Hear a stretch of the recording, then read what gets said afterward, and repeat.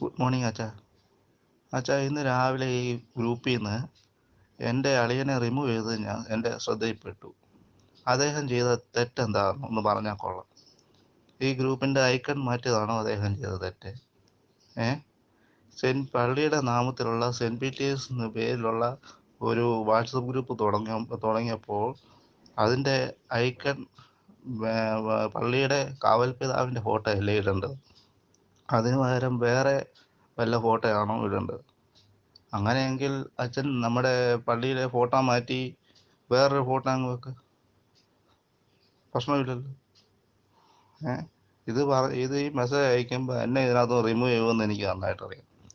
എന്നാലും ഞാൻ ചോദിച്ചോട്ടെ, ഈ 1.25 വർഷം കൊണ്ട് അച്ഛന് ഇടവയ്ക്ക് വേണ്ടി എന്ത് നേടി, എന്ത് എന്ത് പുരോഗമനമാണ് ഈ ഇടവയ്ക്ക് തന്നത്?